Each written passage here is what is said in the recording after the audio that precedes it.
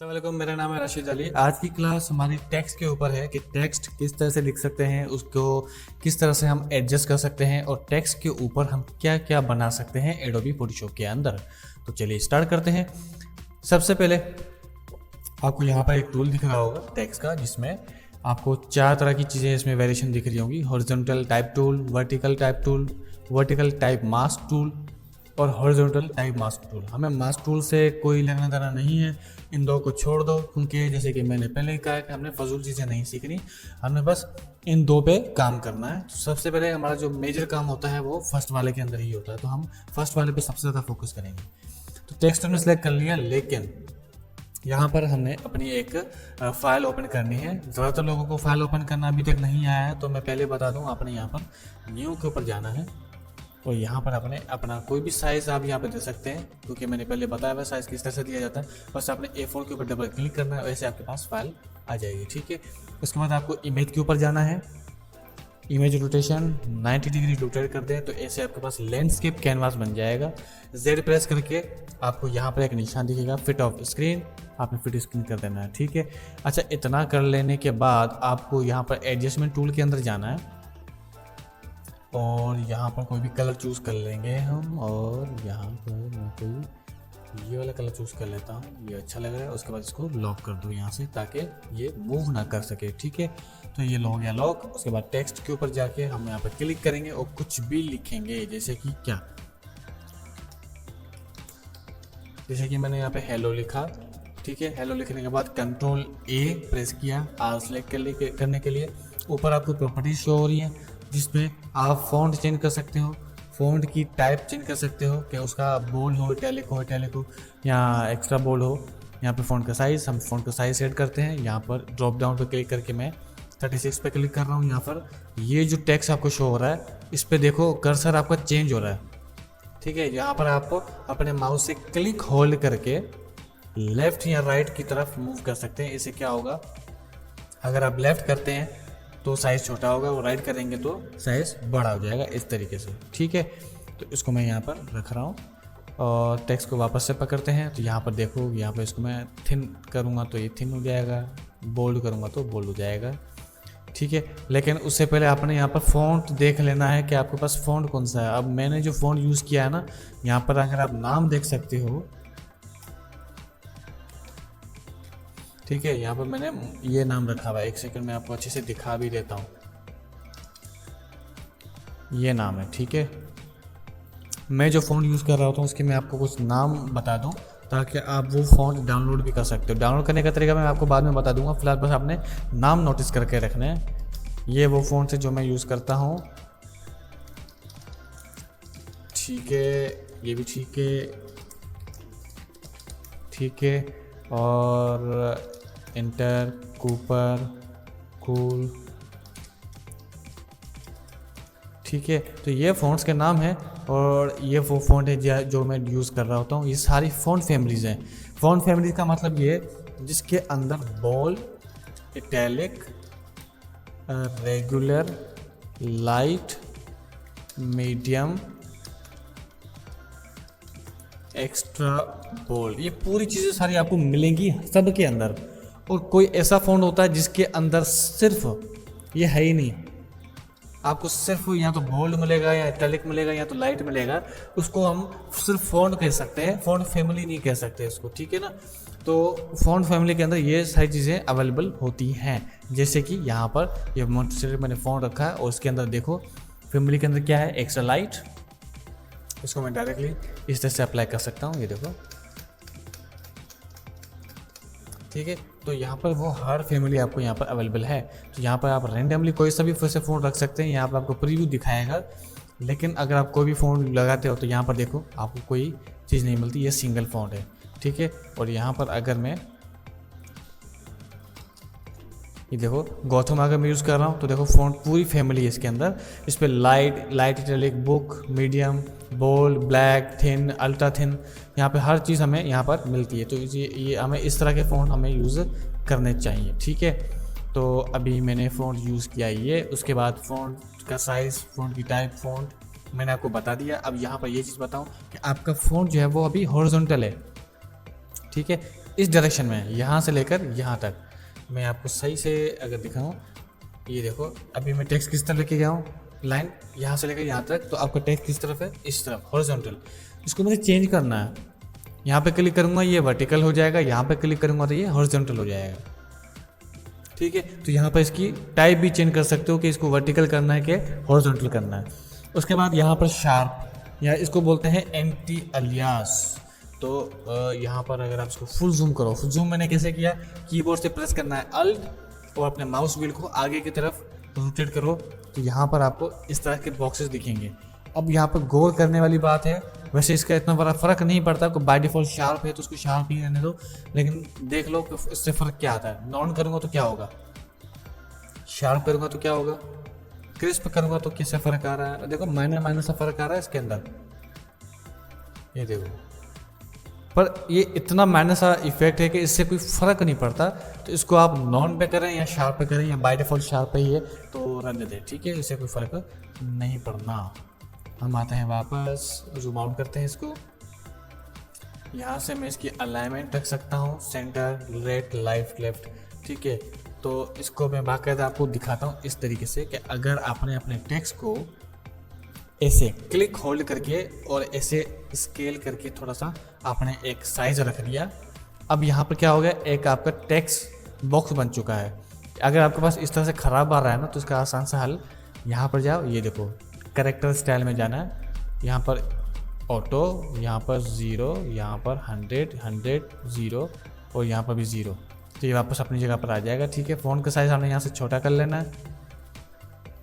तो अभी आप देख सकते हैं टेक्स्ट हमारा किस तरफ है, लेफ्ट की तरफ, अब सेंटर की तरफ और अब राइट की तरफ। मोस्टली चीज़ें ये सारी चीज़ें सबको पता है, क्योंकि MS वर्ड तकरीबन सबको आता है। जिसको MS वर्ड आता है उसको मतलब टेक्स्ट की सारी चीज़ें समझ में आती है कि अलाइनमेंट क्या चीज़ होती है, साइज़ क्या होता है, फ़ॉन्ट क्या होता है। लेकिन बहुत सारे स्टूडेंट ऐसे होते हैं जो जिनको बिल्कुल भी नहीं पता, वो फोटोशॉप पहली दफ़ा सीख रहे हैं, तो मैं उनके लिए बता रहा हूँ कि यहाँ पर जो अलाइनमेंट है हमारी, ये मोस्ट इम्पॉर्टेंट चीज़ है। आपको किस तरीके से टेक्स्ट लिखना है तो आपको अलाइनमेंट भी उसी तरीके से देनी है। अगर आपको टेक्स्ट यहाँ पर लिखना है तो अलाइनमेंट भी आप ये वाली यूज़ करेंगे, ये वाली यूज़ नहीं करेंगे, ठीक है। और अगर टेक्स्ट में लिखता हूँ यहाँ पर तो अलाइनमेंट में ये वाली यूज़ करूँगा। सेंटर में लिखता हूँ यहाँ पर तो अब मैं सेंटर वाली यूज़ करूँगा। अभी मोस्ट इम्पॉर्टेंट चीज़ें होती हैं, है तो माइनर सी चीज़, लेकिन ज़्यादातर लोग इस पर गलती करते हैं, तो ये चीज़ आपने लाजमी ध्यान रखनी है। उसके बाद आपको जाना है यहाँ पर कलर्स के ऊपर, तो यहाँ पर आप इसका कोई भी कलर चेंज कर सकते हैं। देखो डायरेक्ट बराह रास्त आपको यहाँ पर रियल टाइम दिखाएगा सब कुछ, ठीक है। तो यहाँ पर फर्जी आप कोई भी कलर दे सकते हैं। और उसके बाद आपको यहाँ पर मिलता है रैप टेक्स्ट। रैप टेक्स्ट क्या चीज़ होती है, यहाँ पर टेक्स्ट की स्टाइलिंग होती है। टेक्स्ट स्टाइलिंग कैसे, मैं यहाँ पर इस टेक्स्ट को मिटा दूँ और यहाँ पर दूसरा टेक्स्ट लिखता हूँ, रैप टेक्स्ट। मैं यहाँ पे आगे डायरेक्ट टेक्स्ट लिख रहा हूँ तो उसका साइज भी थोड़ा सा बड़ा कर देते हैं। तो यहाँ पर आके मैं जाता हूँ और स्टाइल पे क्लिक करता हूँ, फर्स्ट वाला का नाम क्या है, आर्क। अब यहाँ से वैल्यू को मैं आगे पीछे मूव करूँगा, देखो टेक्स्ट कैसे आ रहा है मेरा, ठीक है। तो इस तरह से इफेक्ट अगर आप लगाना चाहो तो लगा सकते हो। मज़ीद डिस्टोर्शन भी देना चाहो तो दे सकते हो। डिस्टोर्शन क्या चीज़ होती है, ये आप टेक्स्ट की तरफ गौर करो, इस तरफ पतला, इस तरफ वो खींचा हुआ आ रहा है, ये देखो,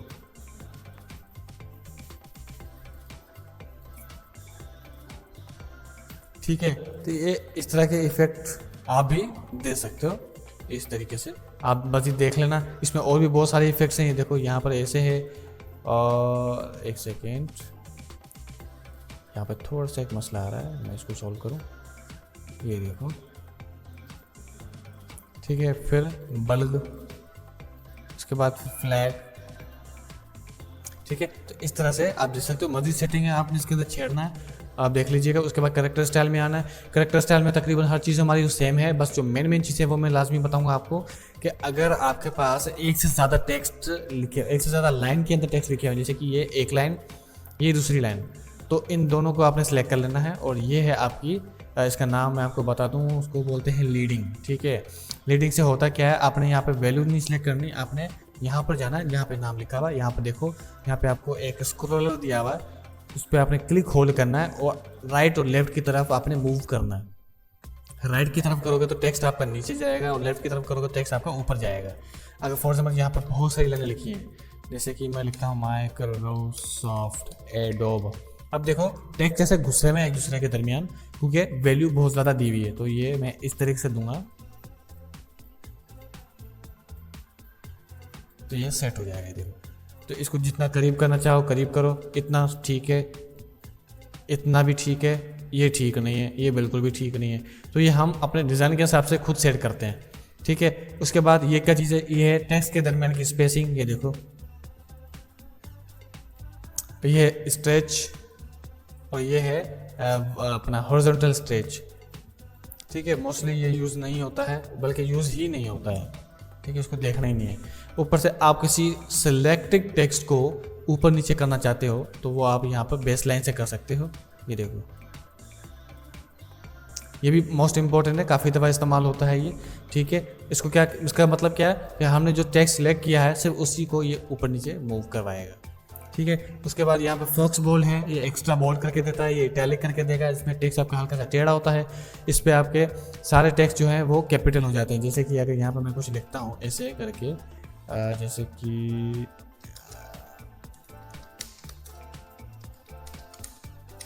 अभी आप देखो इसके ऊपर चेक किया हुआ है ना, सारे अल्फाज छोटे हो गए। अभी असल में मैंने ऐसे ही लिखा है, लेकिन इसको कैपिटल करना तो आप इस तरह से कैपिटल कर सकते हैं, स्मॉल कैपिटल भी कर सकते हैं। उसके बाद ये जो है इसको हम इस तरह से डिफाइन करें तो ज़्यादा बेहतर रहेगा।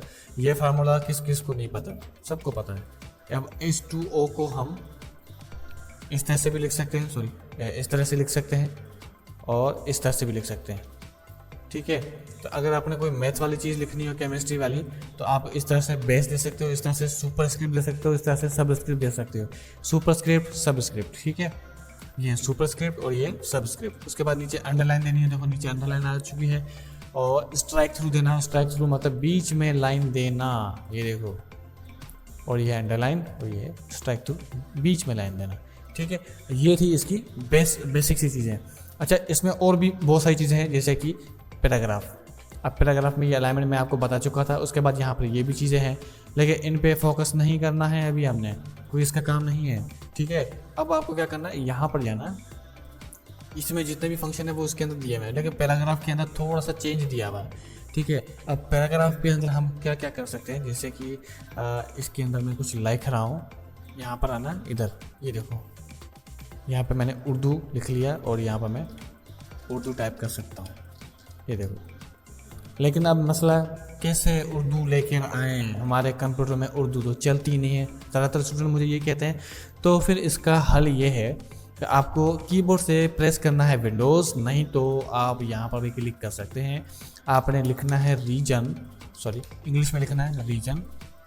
रीजन लिखने के बाद आपको यहाँ पर क्लिक करना है, सॉरी ऐसे नहीं है, यहाँ पर रीजन और यहाँ पर देखो लैंग्वेज सेटिंग लिखा हुआ आ रहा है। अगर आपके पास विंडो दूसरी है तो आप डायरेक्टली लैंग्वेज सेटिंग लिख लेना, ठीक है। और उसके बाद यहाँ पर ऐड लैंग्वेज पे आपने जाना है, यहाँ पर उर्दू टाइप करना है और यहाँ पर उर्दू पाकिस्तान पे क्लिक करके, जैसे कि मैंने उर्दू इस पर क्लिक किया, वो इंस्टॉल में क्लिक कर देना है। तो आप ऐसे उर्दू की लैंग्वेज इंस्टॉल कर लोगे। जैसे इंस्टॉल हो जाएगी आपका यहाँ पर दिख जाएगा उर्दू, और सिंपली आपने यहाँ से ऐसे शिफ्ट मारना है, यहाँ से इंग्लिश, यहाँ से उर्दू, ठीक है। तो उर्दू हो गया। उसके बाद मैंने यहाँ पे उर्दू लिखना शुरू तो कर दी, पर अब यहाँ पे दो मसले आते हैं, एक तो फ़ॉन्ट का, दूसरा अलाइनमेंट का। अलाइनमेंट ओके नहीं है। अलाइनमेंट ओके कैसे करेंगे कि आपको यहाँ पर जाना है, इधर इस वाले ऑप्शन के अंदर, पैराग्राफ के अंदर, और यहाँ पर जो आपको बर्गर मेन्यू दिख रहा है इसके ऊपर क्लिक करना है और यहाँ पर आप देखो क्या लिखा हुआ है, ईस्ट एशियन फीचर, इस पर आपने क्लिक करना है और यहाँ पर वर्ड रेडी लेआउट पे भी क्लिक करना है। अब उसके बाद क्या होगा, ये आपका फ़ॉन्ट सीधा हो जाएगा। सीधा होने के बाद आपको यहाँ पर जाना है और अपना फ़ॉन्ट चूज़ कर लेना है। अब यकीनन आपके पास फ़ॉन्ट भी नहीं होगा, क्या मसला है।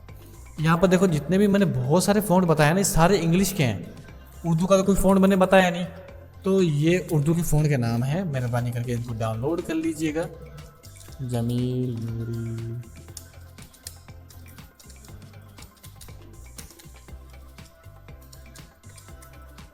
और सॉरी पे ब्लैक,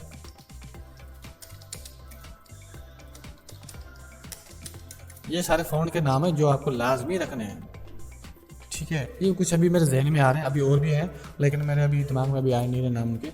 तो ये फ़ॉन्ट आप सिंपल लिख सकते हो। डाउनलोड करने का तरीका आसान है, सिंपली इसको नाम को आपने लेके जाना है इधर और डाउनलोड पे बस करो, यहाँ पर जाओ, ठीक है। वेबसाइट खुलेगी, डाउनलोड पे क्लिक करो, हो गया डाउनलोड।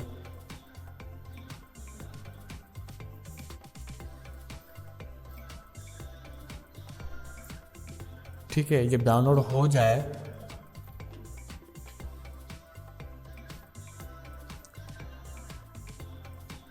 डाउनलोड हो जाने के बाद आपके पास यहाँ पे डन लिखा हुआ आ जाएगा। यहाँ पर आपने क्लिक करना है, यहाँ पर जाना है और यहाँ पर जो देखो यहाँ पे ट्रू टाइप फॉन्ट लिखा हुआ है, ट्रू टाइप फॉन्ट पे आपने क्लिक करना है, इंस्टॉल में क्लिक करना है, ठीक है। और उसके बाद आपका फ़ॉन्ट इंस्टॉल हो गया, बस इतना ही करना है आपने, ठीक है। तो जितने भी फ़ॉन्ट हैं आपने सब इसी तरीके से इंस्टॉल करने हैं। और ये फ़ॉन्ट अगर मेरे पास पॉसिबल हुआ तो मैं दे भी दूँगा डिस्क्रिप्शन के नीचे, वरना आपने जाके डाउनलोड कर लेना, ठीक है।